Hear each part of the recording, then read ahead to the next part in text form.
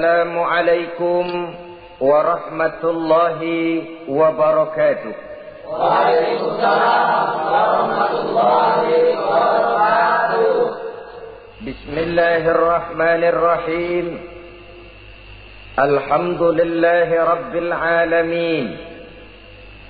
Wal aqibatu lil muttaqin.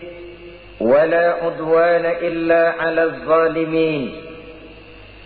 والصلاة والسلام على أشرف الأنبياء والمرسلين سيدنا ومولانا محمد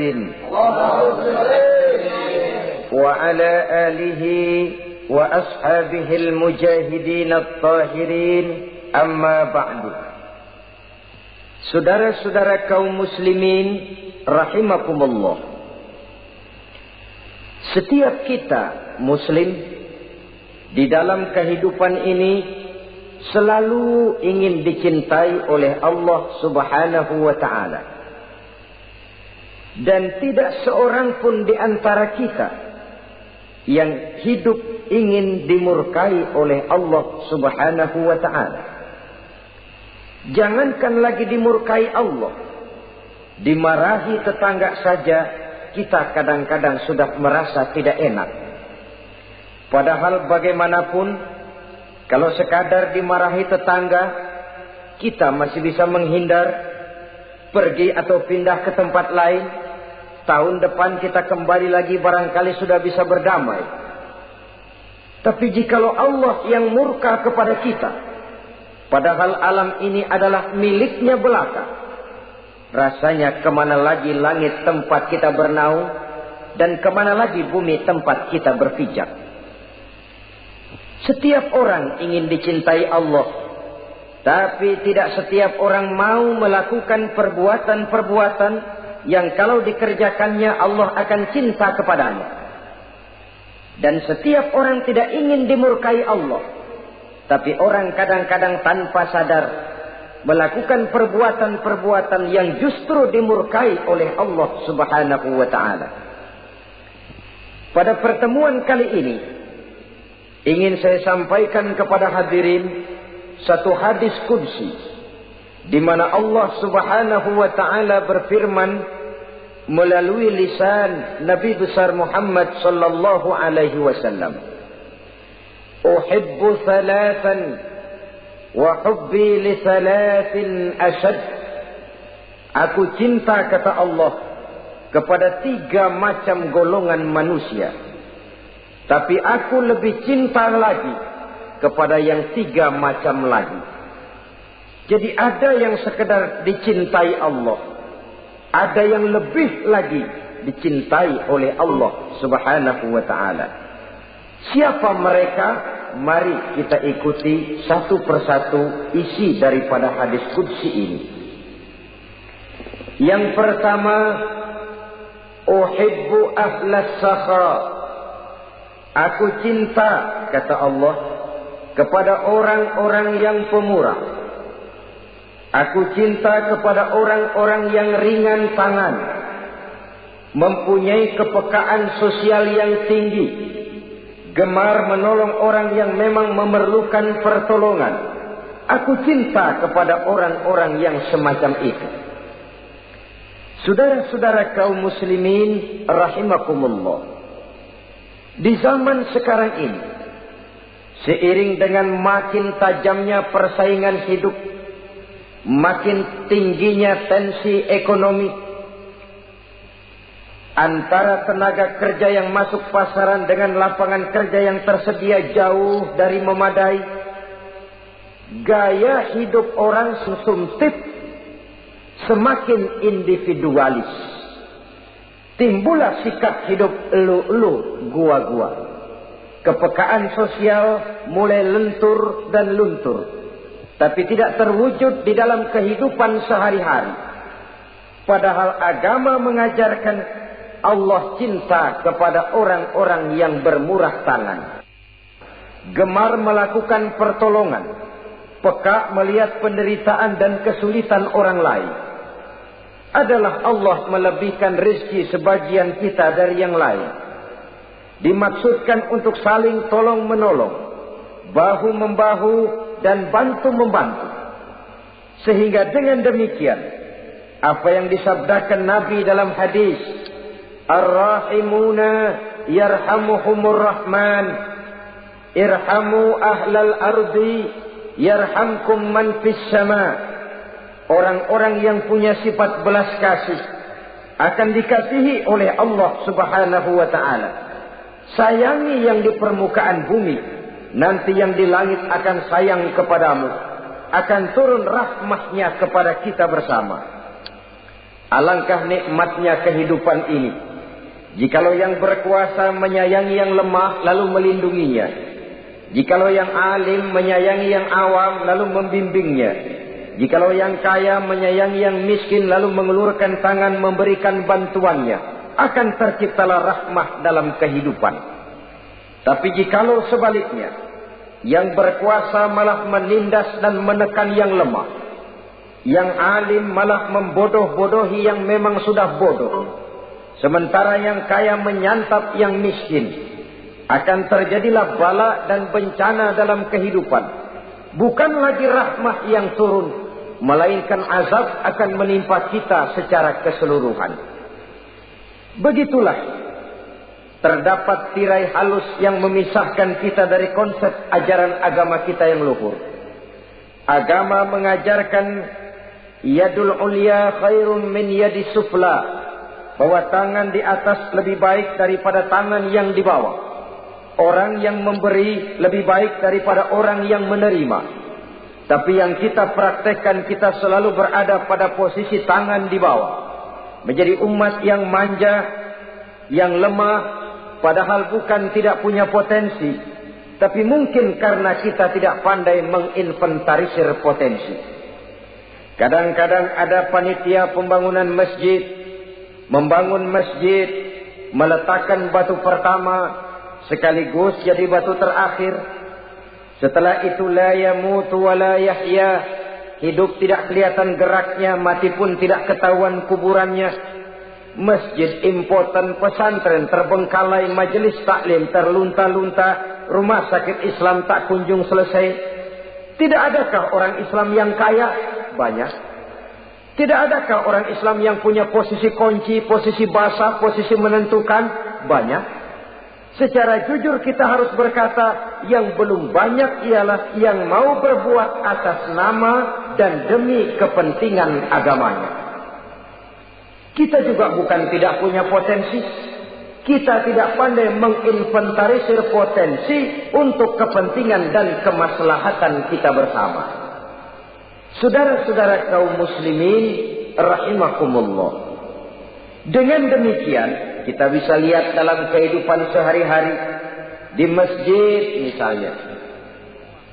Itu kalau hari Jumat kadang-kadang kita sengaja mau berangkat sholat Jumat tidak bawa uang. Maka yang paling lancar di masjid, kotak. Saudara boleh lihat kotak itu. Dari sudut ke sudut hampir tidak pernah macet. Lancar betul jalannya. Sekali macet, kotak 50. 100. Wajar kalau masjid-masjid kita lalu impoten. Bagaimana akan mengadakan kegiatan kalau tidak ada dana? Oleh karena itu pada kesempatan ini saya ingin mengetuk, berbahagialah kita jikalau oleh Allah Subhanahu wa ta'ala diberikan kepercayaan berupa titipan, wa mal malu wal banuna illa wadai'. Harta dan anak-anak tidak lain satu titipan dari Allah Subhanahu wa ta'ala.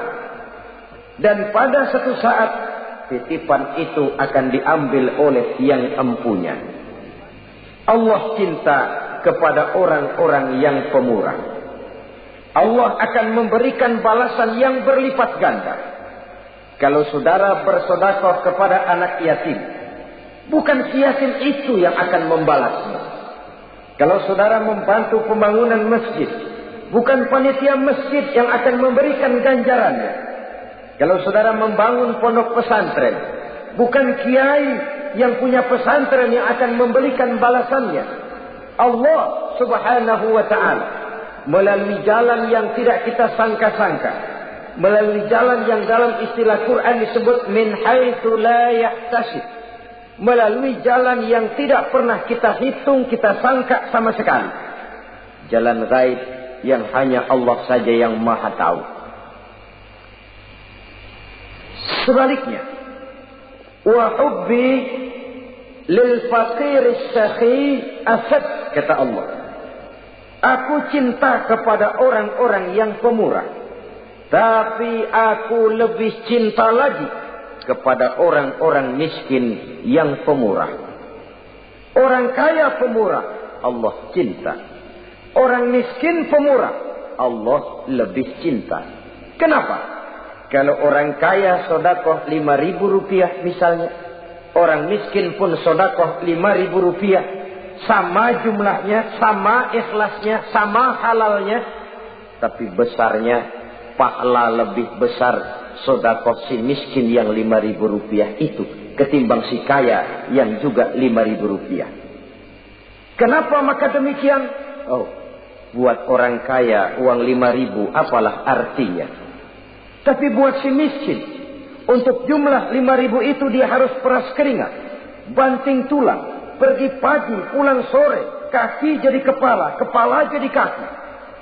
Tapi kok dia berani bersodakoh sejumlah sodakohnya orang kaya. Ini yang dinilai oleh Allah subhanahu wa ta'ala. Saudara-saudara kaum muslimin rahimakumullah, sifat inilah yang dahulu dicontohkan oleh baginda Rasul. Bahkan apa yang beliau sedekahkan kepada orang lain biasanya adalah sesuatu yang lebih baik dari apa yang beliau pakai sendiri. Watak ini yang diikuti oleh generasi sahabat. Kita ambil contoh ketika terjadi perang Tabuk misalnya. Datanglah Sayyidina Abu Bakar Siddiq, membawa seluruh harta bendanya disumbangkan di jalan Allah. Melihat ini Nabi bertanya, hal tarakta li ahlika syai'an ya Abu Bakar? Wahai Abu Bakar, begini banyak harta yang kau infakkan fi sabilillah ini, apakah buat keluargamu sudah kau tinggalkan? Sayyidina Abu Bakar dengan tegak menjawab, taraktu lahumullaha wa rasulahu. Sudah, saya tinggalkan mereka Allah dan Rasulnya. Saya tinggalkan mereka keyakinan, akidah, iman, bahwa kalau kami menolong Allah, menolong agama, Allah akan menolong kami.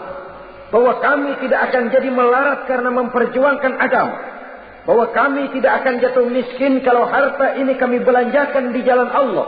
Kami tinggalkan keyakinan itu kepada anak-anak dan istri di rumah. Sementara harta yang ada seluruhnya kami bawa kemari. Keyakinan yang dimiliki oleh Sayyidina Abu Bakar Siddiq di zaman sekarang ini sudah merupakan keyakinan yang sangat langka. Kita belum yakin benar akan kebenaran janji Allah. Sehingga dengan demikian timbullah keraguan-raguan. Apa iya kalau saya belanjakan uang ini di jalan Allah akan ada balasannya? Apa iya kalau uang ini saya gunakan untuk melaksanakan ibadah akan datang balasannya? Padahal dalam hadis kursi Allah menjanjikan, ana inda zanni abdi bi. Aku ini, kata Allah, bagaimana menurut persangkaan hambaku saja kepadaku. Kalau dia sangka baik, insya Allah baik datangnya. Kalau dia sangka tidak, aku bagaimana menurut sangka hambaku kepadaku. Itulah sebabnya dalam segala hal kita harus husnuzan, berbaik sangka kepada Allah subhanahu wa ta'ala. Saudara-saudara kaum muslimin rahimakumullah, inilah golongan pertama kekasih Allah, orang-orang yang dicintai Allah, orang-orang yang pemurah, yang sadar bahwa harta hanya sekadar titipan dari Allah subhanahu wa ta'ala.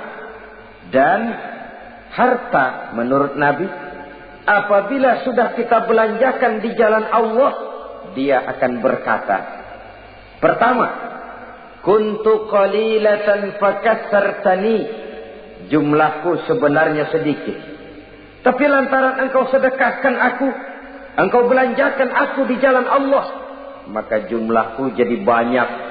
Kau sedekah 1000, dibalas 7000, dikali 10, dikali 100, masih ditambah wallahu yudha'ifu liman yasha. Allah melipat gandakan pahala kebajikan dari orang-orang yang dikehendakinya. Yang kedua, harta itu akan bicara lagi. Kuntu faniyatan fa'abqaitani. Aku ini sebenarnya fana, tidak kekal, berubah, relatif dan temporer, sirna oleh pergeseran masa dan pertukaran waktu. Tapi lantaran engkau sedekahkan aku, engkau belanjakan aku di jalan Allah, maka nilaiku jadi kekal, akan mendampingi engkau sampai di hadratullah azza wa jalla di akhirat nanti.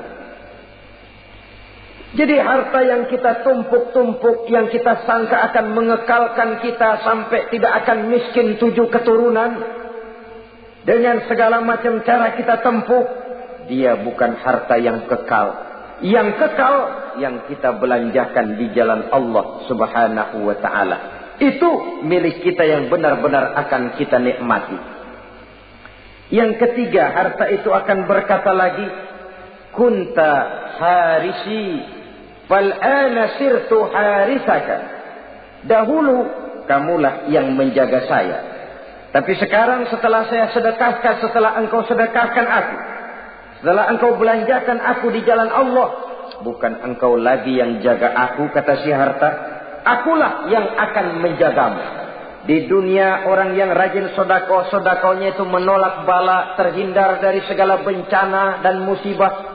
Sementara di akhirat, sedekahnya itu akan menjadi dinding yang menjaga dia dari jilatan api neraka. Demikian harta yang sudah kita infakkan, kita belanjakan, kita sedekahkan di jalan Allah itu akan menjadi pejangga kita. Sehingga Nabi menyatakan, inna sadaqatal mar'il muslim tazidu fil umri wa tadfa'u mitatas su'i. Sesungguhnya sedekahnya seorang mukmin dapat menambah umur panjang dan menyelamatkan seseorang dari mati secara su'ul khatimah.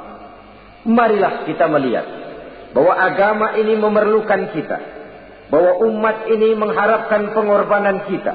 Dengan segala kemampuan yang ada pada diri kita, mari kita menyadari bahwa harta kita yang benar-benar milik kita, sesungguhnya yang sudah kita belanjakan di jalan Allah subhanahu wa ta'ala. Saudara-saudara kaum muslimin rahimakumullah, inilah golongan pertama. Golongan yang kedua yang dicintai oleh Allah subhanahu wa ta'ala, uhibbul mutawadhi'in. Aku cinta, kata Allah, kepada orang-orang yang rendah hati, orang-orang yang membawa ilmu padi, makin berisi makin merunduk, makin di puncak makin sadar akan kelemahan dan keterbatasannya. Aku cinta kepada orang-orang yang rendah hati. Adalah satu sifat dari Rasulullah sallallahu alaihi wasallam yang diriwayatkan oleh Imam Abu Ja'far Al-Barzanji misalnya, dalam rawi Barzanjinya, wa kana sallallahu alaihi wasallam syadidal haya'i wat tawadhu. Adalah Rasulullah sallallahu alaihi wasallam seorang yang sangat pemalu dan sangat rendah hati. Tawadhu, tidak melonjak menjadi angkuh dan sombong. Walaupun beliau adalah asraful anbiya wal mursalin, nabi dan rasul termulia, imamul muttaqin, imamnya orang-orang yang bertakwa, rahmatan lil alamin, diutus sebagai rahmah bagi seluruh alam, tapi tawaduknya demikian luar biasa. Ketika beliau terusir dari Mekah, kita bisa membayangkan meninggalkan kampung halaman, meninggalkan keluarga yang berbeda akidah, hijrah ke Madinah. Tapi pada lain kesempatan, ketika beliau dengan bala tentaranya masuk ke kota Mekah, dan orang-orang kafir Quraisy yang kita kenal dalam peristiwa Fathu Makkah itu, gentar hati mereka, sembunyi di dalam rumahnya masing-masing. Mereka masih ingat beberapa tahun yang silam, Dikala Nabi Muhammad dan para sahabatnya dikejar-kejar, terusir dari Mekah, hijrah ke Madinah. Sekarang Rasul kembali ke Mekah dengan segala keperkasaan bala tentaranya. Mereka berpikir, andai kata Muhammad mau saja membalas dendam, habis kita ini, habis, tidak akan tersisa. Dahulu dia kita caci maki, dahulu dia kita usir, dahulu dia kita kejar-kejar untuk kita bunuh. Sekarang kita tidak berdaya. Muhammad dengan perkasa, dengan bala tentaranya yang gagah sekarang masuk ke kota Mekah. Apa yang harus kita lakukan? Mereka menunggu dan menunggu. Dan Nabi dengan gagah masuk ke kota Mekah bersama bala tentaranya. Apa ucapan yang pertama beliau lontarkan? Pembalasan dendam? Tidak. Mencari orang-orang yang dulu mengejar, memusuhi, mengancam akan membunuhnya? Tidak. Beliau tidak teriak-teriak, mana itu Abu Jahal, mana itu Abu Lahab, mana itu Abu Sufyan, mana itu dulu orang-orang yang memusuhi saya dan sahabat saya. Ayo keluar kalau berani, ha? Tidak. Pidato ucapan pertama yang keluar dari bibir yang mulia itu sungguh di luar perkiraan kufar Quraisy. Apa jawab Nabi? Pidato Nabi, al-yauma yaumul marhamah. Tuan-tuan para Quraisy, tidak usah khawatir. Hari ini adalah hari yang penuh kasih sayang.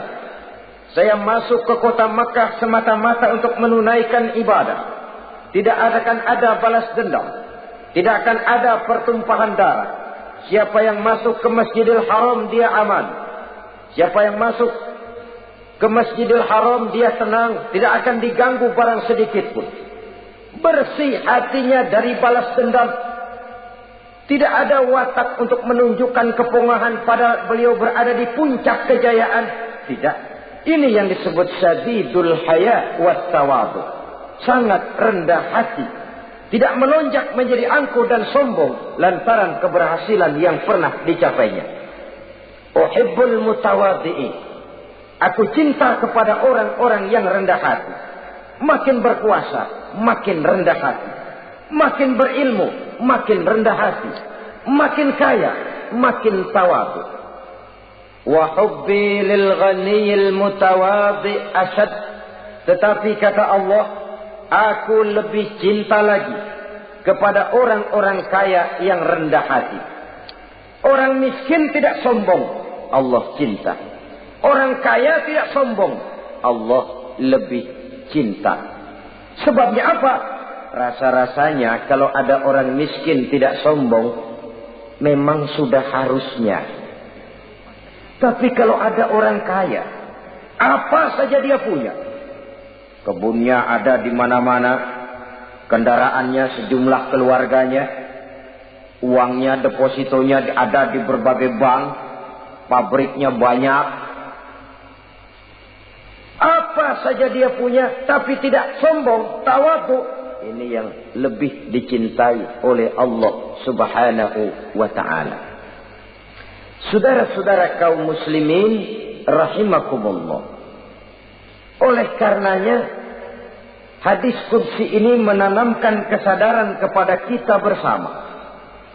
Bahwa yang pantas untuk sombong hakikatnya cuma Allah saja.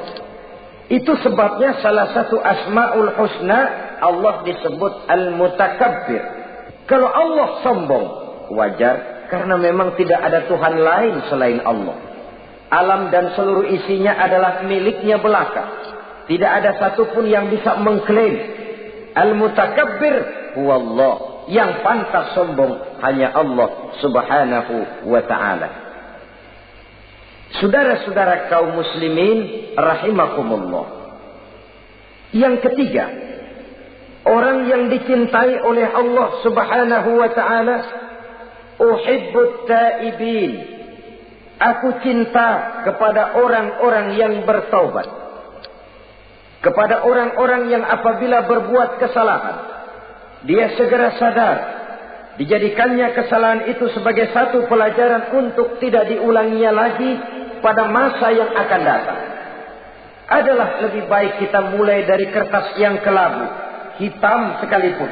kalau akhirnya akan menjadi lembaran-lembaran yang putih. Ketimbang kita mulai dengan lembaran yang putih, kalau akan ditutup dengan lembaran-lembaran hitam, noda yang tidak berhapus. Allah Subhanahu wa ta'ala Maha Pengampun, Pengasih dan Penyayang. Ia akan memaafkan segala perbuatan yang bersifat salah dari hamba-hambanya, asalkan tidak diulanginya lagi. Manusialah yang sering kejam, membiarkan dirinya larut dan hanyut diseret arus dosa. Ia sadar itu satu kesalahan, tapi tidak berupaya untuk menyelamatkan dirinya sendiri. Apakah itu berupa yang namanya judi, minuman keras, menipu orang lain, durhaka kepada kedua orang tua, jahat kepada tetangga, suka memfitnah orang lain. Dibiarkan dirinya hanyut di dalam lembah dosa tanpa upaya penyelamatan sama sekali. Atau kadang-kadang mengulur waktu. Nanti saja sudah tua-tuaan taubatnya. Padahal waktu tidak pernah main-main. Uhibbut taibin, aku cinta kepada orang-orang yang mau bertaubat. Wa hubbi lisyabit taib asad, tapi aku lebih cinta lagi kepada orang-orang muda yang mau bertaubat. Apabila orang tua bertaubat, Allah cinta. Anak muda bertaubat, Allah lebih cinta. Dalam usia mudanya, di mana darah masih mengalir dengan panas, sejuta khayal dan keinginan masih bersemi di dalam benaknya, dia sanggup blokir semua itu, disalurkannya di jalan Allah. Allah cinta sekali kepada orang-orang semacam itu.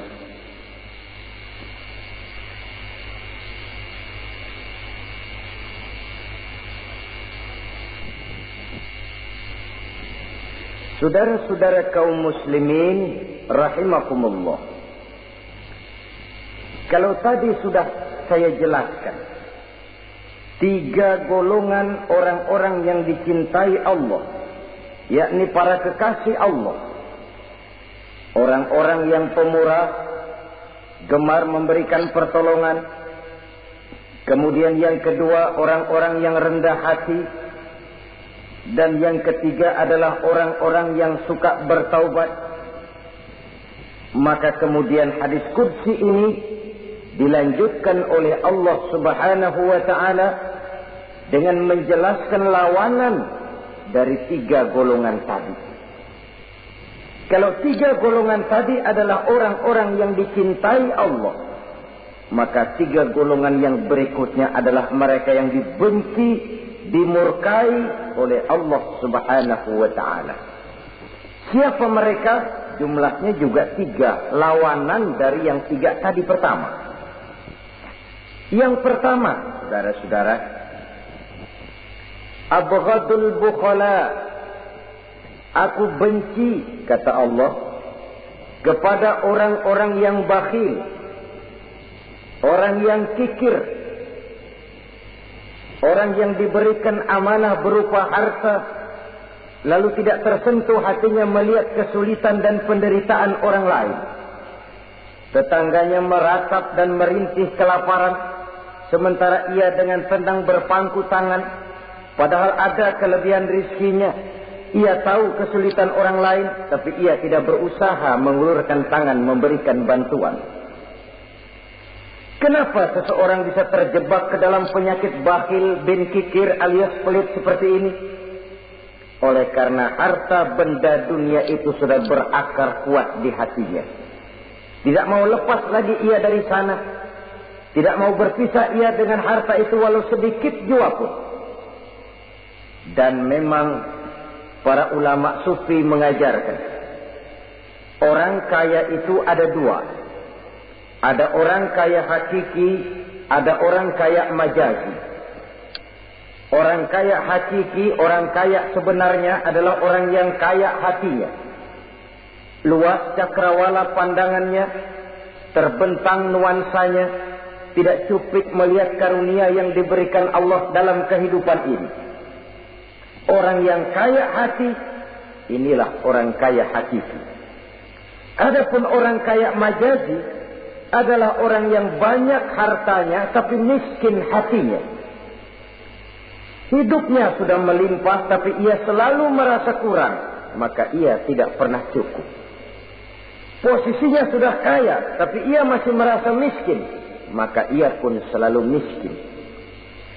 Imam Ghazali rahimahullah memberikan contoh yang indah. Perjalanan hidup manusia sama dengan naik kapal laut yang besar menuju pulau bernama akhirat, mencapai pantai surga bahagia. Kapal ini akan singgah di satu pulau bernama dunia. Para penumpang diperbolehkan turun, tapi sebelumnya diingatkan lebih dahulu bahwa ini cuma sekedar tempat transit. Di dunia, di pulau yang bernama dunia, para penumpang boleh mengambil apa yang memang diperlukan untuk bekal dalam perjalanan.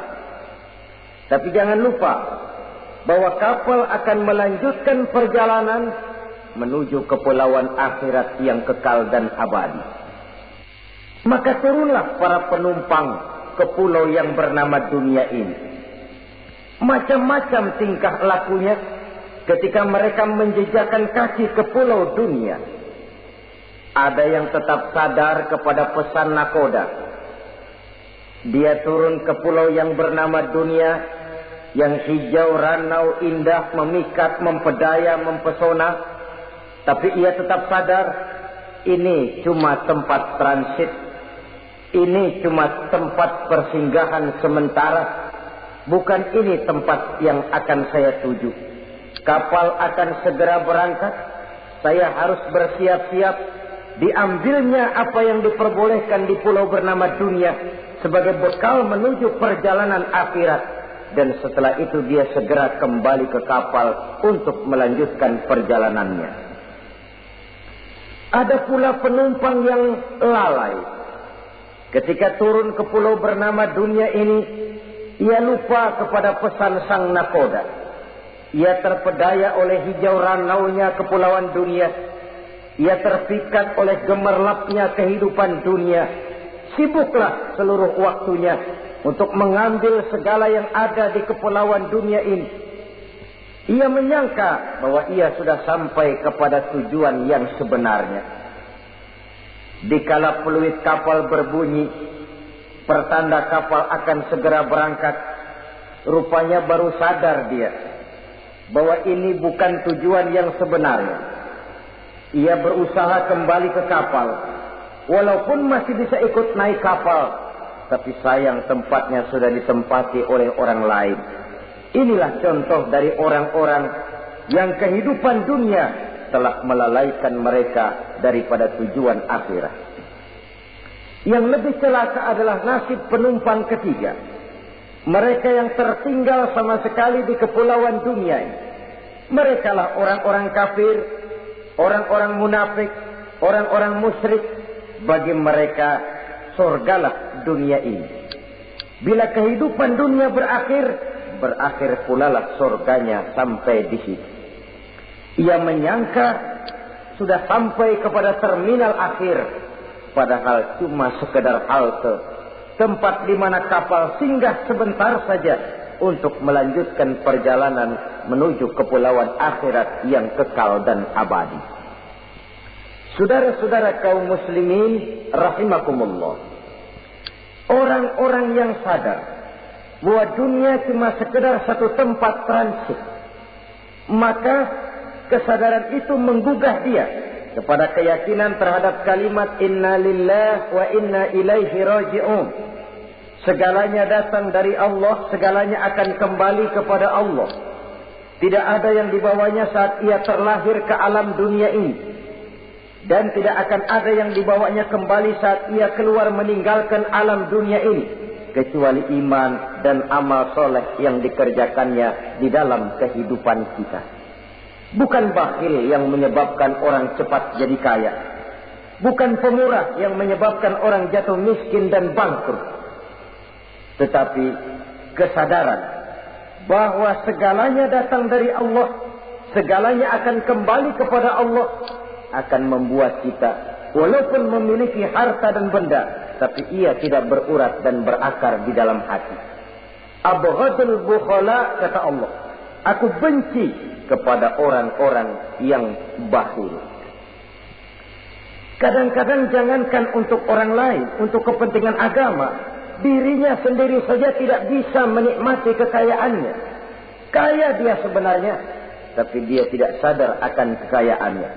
Lebih celaka lagi, dia tidak tahu untuk apa kekayaan itu akan dipergunakan. Lahirnya mazhab materialisme, hidup serba cukup, serba ada, seperti yang kita lihat di negara-negara yang makmur, di Eropa bagian barat misalnya. Keluarga-keluarga jet set yang akhirnya bingung karena kebanyakan harta. Kalau kita di timur umumnya bingung karena tidak punya harta. Di sana orang bingung karena kebanyakan harta, mau diapakan harta itu. Akhirnya timbullah gaya hidup yang aneh-aneh. Membentuk klub-klub nudis terlepas dari pergaulan dunia ramai. Bergerombol tidur di goa-goa. Padahal rumahnya macam istana. Kamarnya 37, ada kolam renang, ruangan ber-AC. Kemana pergi mobil sejumlah keluarga. Dari merek-merek yang mewah, keluaran mutaakhir. Tidak puas mobil punya kapal pesiar, kapal laut. Tidak cukup kapal laut punya kapal pesawat terbang pribadi. Apa yang dimau uangnya bisa bicara. Tapi akhirnya lalu sampai kepada titik jenuh. Sampai kepada yang namanya frozen emotional attitude. Dan sikap bakhil inilah yang pada akhirnya mendorong seseorang untuk sampai kepada tingkat yang disebut tamak, rakus, serakah. Dan mental semacam ini tidak hanya membahayakan bagi pribadi yang punya watak, tapi juga bagi lingkungan, bagi masyarakat. Bahkan dalam skopnya yang luas, bagi pertumbuhan suatu bangsa, bagi pertumbuhan suatu negara.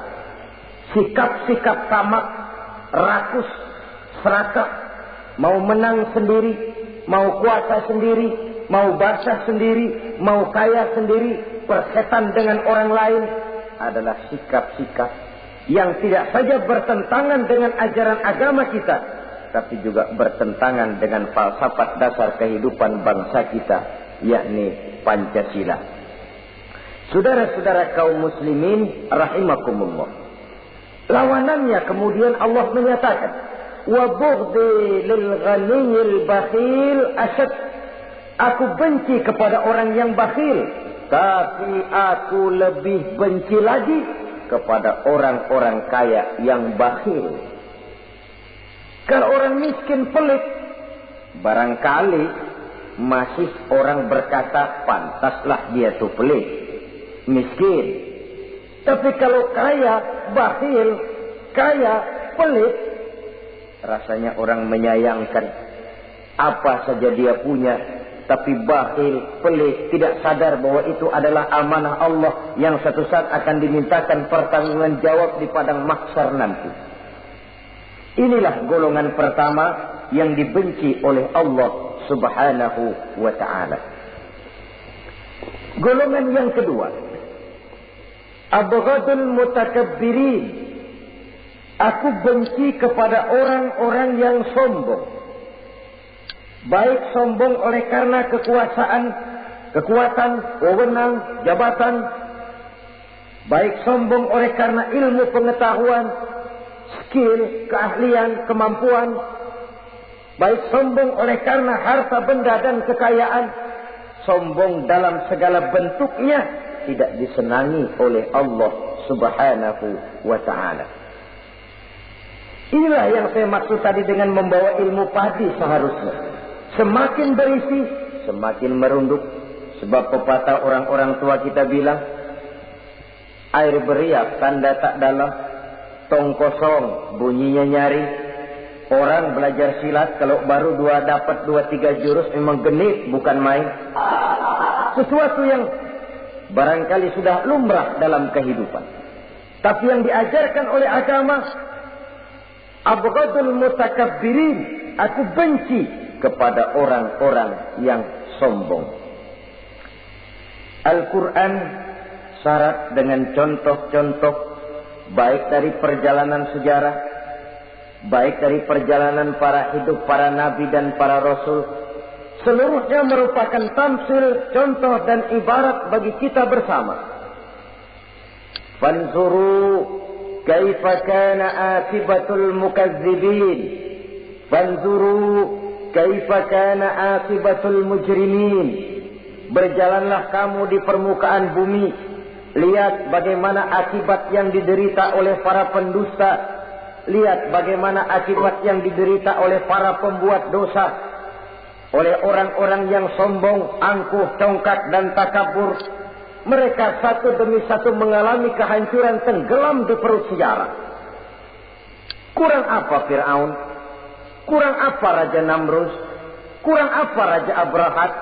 Tentaranya gagah perkasa, kekuasaannya luas, istananya megah dan besar, pengawalnya gentayangan di mana-mana, intelnya selalu siap siaga menjaga keamanan. Sang raja diraja, entoh waktu berputar masa beredar, tenggelam oleh perputaran waktu dan peredaran zaman. Tidak ada satu keabadian dalam kehidupan ini. Akankah kita melahirkan Fir'aun kelas baru? Namrud di zaman modern, Abrahat gaya kini, yang semakin berada di puncak kekuasaan semakin lupa diri dan lupa daratan, menjadi orang yang hanya mau benar sendiri, adil sendiri, makmur sendiri, tidak peduli menari di atas bangkai dan penderitaan orang lain. Akankah kita melahirkan korun gaya baru yang sombong oleh karena harta kekayaan yang berlipat ganda? Ataukah kita akan melahirkan barsisul abid gaya baru yang sombong oleh karena ilmu pengetahuan yang dimilikinya? Marilah kita menyadari al-mutakabbir huwa Allah. Yang pantas, boleh dan sombong, wajar untuk sombong, cuma Allah subhanahu wa ta'ala. Abghadul mutakabbirin, aku benci kepada orang-orang yang sombong. Saudara-saudara kaum muslimin rahimakumullah, lawanannya kata Allah, selebihnya wa bughdhi lil faqiril mutakabbir asad. Tetapi kata Allah, aku lebih benci lagi kepada orang miskin yang sombong. Ini yang sudah tidak punya pilihan. Orang pintar sombong barangkali lumayan, goblok sombong minta ampun. Pejabat sombong barangkali karena punya pangkat. Rakyat sombong, apa yang mau disombongi? Orang kaya sombong barangkali karena kekayaannya. Melarat, miskin, sombong, minta ampun. Sebab itu kata Allah, aku benci kepada orang-orang sombong, tapi aku lebih benci lagi kepada orang-orang miskin yang sombong. Hadis qudsi ini tentu saja memberikan satu kesadaran rohani yang paling dalam pada kehidupan kita setiap pribadi muslim, bahwa kita sejauh yang bisa kita lakukan hanyalah berusaha berbuat. Kita terikat oleh sunnatullah, kata kita orang beragama, hukum alam kata para ahli alam, natural of law katanya. Tapi di sebalik itu sesungguhnya segala hasil usaha, kepastian dan ketentuannya hak prerogatif dari Allah subhanahu wa ta'ala. Sehingga pada puncaknya kita akan sampai kepada penjujur, la haula wa la quwwata illa billah. Tidak ada daya kita, tidak ada kekuatan kita kecuali apa yang memang telah diberikan Allah. Dialah sumber daya, sumber gerak, sumber seluruh kekuatan. Dan kita manusia hanya mencapai itu kalau dikaruniai oleh Allah subhanahu wa ta'ala. Sewajarnya, makin bertambah ilmu, makin sadar kita akan kebodohan kita. Seperti yang diucapkan oleh Al-Imam Syafi'i rahimahullah, setiap tambah ilmuku, bertambah taulah aku akan kebodohanku. Sewajarnya, semakin bertambah harta kita, semakin sadar kita akan kemiskinan kita. Semakin bertambah tinggi pangkat dan jabatan kita, semakin sadar kita dari mana kita datang, kemana kita akan pulang, dan di mana kita akan sekarang. berada sekarang. Dengan kata lain, ilmu itu, harta itu, pangkat dan kedudukan itu sesuatu yang perlu dan perlu. Tapi bukan sebagai tujuan. Semuanya cuma sekedar alat. Tujuannya apa? Jangka panjang di akhirat untuk mencapai ridho Allah. Jangka pendek di dunia ini harus menjadi rahmatan lil alamin. Bagaimana ilmu itu jadi rahmah bagi lingkungan? Bagaimana kekuasaan itu jadi rahmah bagi lingkungan? Bagaimana harta itu jadi rahmah bagi lingkungan? Berfungsi sosial untuk kebersamaan di dalam kehidupan ini. Saudara-saudara kaum muslimin rahimakumullah. Inilah golongan kedua yang dimurkai oleh Allah Subhanahu wa ta'ala. Golongan yang ketiga, abghadul fasaq. Aku benci, kata Allah, kepada orang-orang yang berhati keras, berhati batu, tidak mempan nasihat. Baik nasihat itu datang dari Allah, baik nasihat itu datang dari orang lain, baik nasihat itu datang dari dalam dirinya sendiri, atau bernasihat yang dipandangnya, yang dilihatnya dalam segala gerak kehidupan. Satu hari bahkan beberapa sahabat pernah menghadap Rasulullah sallallahu alaihi wasallam. Ya Rasul, jikalau sekarang ini kami nyaris tidak punya problem. Artinya semua problem kami tuntas. Sedikit kami bingung, Tuanlah tempat kami bertanya. Kami tidak mengerti hukum, Tuan tempat kami meminta fatwa. Kami ingin mendapat petunjuk, kepada Tuan kami mengadu. Tapi nanti kalau suatu saat Tuhan telah berangkat meninggalkan kami ya Rasulullah, menghadap Allah Subhanahu wa ta'ala, tinggallah kami hidup tanpa bimbingan Tuhan. Kemana lagi kami harus minta nasihat? Baginda Rasul senyum. Kemudian beliau menjawab, taraktu lakum nasihataini. Kamu tidak usah khawatir. Kalaupun pada satu saat nanti aku berangkat meninggalkan kamu semua, kembali menghadap Allah Subhanahu wa ta'ala, kamu tidak perlu bingung. Tempat kamu minta nasihat ada, tempat kamu bertanya ada, tempat kamu minta fatwa dan kepastian hukum ada. Taraktu lakum nasihataini. Aku tinggalkan untukmu dua macam nasihat. Pertama, yang aku tinggalkan kepadamu itu nasihat yang pandai bicara. Yang kedua, yang aku tinggalkan kepadamu itu nasihat yang diam saja. Sahabat lalu bertanya, kalau nasihat yang bisa bicara itu apa ya Rasul? Beliau menjawab, Al-Quranul Karim. 6.666 ayat, 30 juz, 114 surah, seluruhnya nasihat bagi umat Islam. Apapun yang akan kau kerjakan, kemanapun kau akan pergi, bertanyalah kepada Al-Quran, minta nasihatnya. Bertanya langsung? Tentu tidak. Bertanya kepada Al-Quran artinya fas'alu ahla dzikri in kuntum la ta'lamun. Jikalau kamu memang tidak mengerti, bertanyalah kepada yang mengerti. Yang mengerti Al-Quran tentu tidak lain para ulama, para kiai, para asatidz, guru-guru yang mengasuh kita di majelis ta'lim. Nasihat yang pandai bicara, Al-Quranul Karim.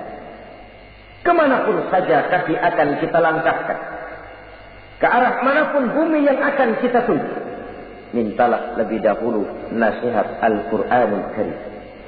Usaha apapun yang akan kita lakukan, mintalah nasihat kepadanya. Itu nasihat yang pandai bicara. Lalu sahabat bertanya lagi, kalau nasihat yang diam saja itu apa ya Rasul? Beliau menjawab, nasihat yang diam saja itu maut. Diam saja dia, tidak bicara, tapi pasti datangnya. Dan itu jadi nasihat. Kalau sekarang kau menyolatkan orang lain, apa tidak mungkin besok kau disolatkan orang? Kalau hari ini kau antar jenazah temanmu ke liang lahat, entah tahun depan, bulan depan, minggu depan, entah 5-10 tahun yang akan datang, bukankah kau yang akan diantar ke liang lahat? Kau tengoklah temanmu itu. Matanya masih ada tapi sudah tidak sanggup lagi melihat. Jangankan melihat, digerakkan saja pun sudah tidak bisa. Telinganya belum kemana-mana tapi sudah tidak mampu lagi mendengar. Kakinya masih cukup tapi sudah tidak mampu untuk dipakai berjalan. Tangannya masih ada tapi tidak ada lagi yang bisa dipegangnya. Apa yang kurang kalau sudah demikian? Kau tumpuk harta kekayaan untuk 7 turunan, kau sangka kau tidak akan mati karena itu. Kau ingin selalu berada di puncak padahal hidup ini mendaki dan menurun. Ini seluruhnya merupakan nasihat. Orang yang hatinya keras tidak mempan nasihat yang datang dari Allah, Quran dan maut. Nasihat yang datang dari orang lain, kadang-kadang diberikan nasihat, lebih pandai dia berkilah, lebih pandai dia berkelit, lebih pandai dia berjawab. Orang yang memberi nasihat baru bicara 1, dia sudah 10. Nasihat yang datang dari orang lain tidak juga bisa menyentuh hatinya. Atau nasihat yang timbul dari dalam dirinya sendiri. Kulit yang mulai berkerut, uban yang mulai bertabur, gigi yang permisi satu demi satu. Itu kan seluruhnya merupakan nasihat. Tapi orang yang hatinya keras, kasar, istilah kita barangkali sudah kulit badak, muka tembok, kuping kebo, masuk dalam golongan khatamallahu ala qulubihim. Allah sudah tutup cap, Allah stempel hati mereka, tidak masuk lagi nasihat. Na'udzubillah summa na'udzubillah. Beruntung kita kalau oleh Allah ini diberikan hati yang lembut, peka, mudah menerima kebenaran, tidak tertutup terhadap kebenaran. Walaupun kebenarannya itu datang dari seorang budak yang hitam legam. Karena memang agama mengajarkan khuzil hikmata wa la yadurruka min ayyi wi'ain kharajat. Ambillah hikmah, ambillah kebenaran, tidak usah terlalu kau pedulikan dari mana sumbernya. Asal itu merupakan kebenaran, jadikan sebagai nasihat di dalam kehidupan. Saudara-saudara kaum muslimin rahimakumullah.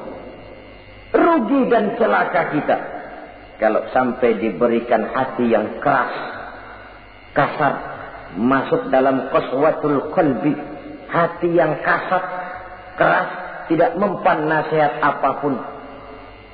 Kalau kadang-kadang masuk telinga kanan, keluar lagi telinga kiri, tidak pernah singgah di lubuk hatinya walau sebentar sekalipun, tidak pernah transit, atau kalaupun transit seperti air di daun talas, mudah bergoyah ke kiri dan ke kanan. Allah benci kepada orang-orang yang hatinya keras. Selanjutnya, wa bughdhi lisaykhil fasik asyad. Tapi kata Allah, aku lebih benci lagi kepada orang tua yang hatinya keras. Tua-tua keladi katanya, makin tua makin menjadi.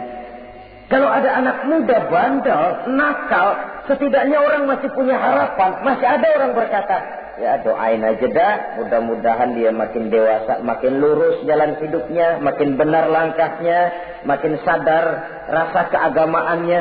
Masih ada ucapan seperti itu.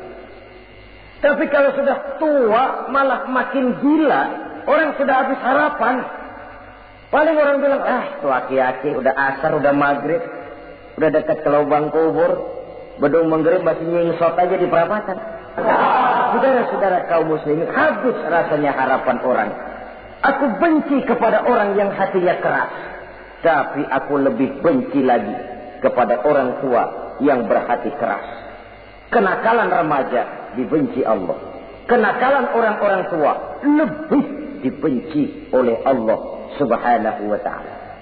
Saudara-saudara kaum muslimin rahimakumullah, semoga kita termasuk ke dalam golongan orang-orang yang dicintai Allah, para kekasih Allah, dan kita berlindung kepada Allah jangan sampai termasuk ke dalam golongan orang-orang yang dimurkai dan dibencinya.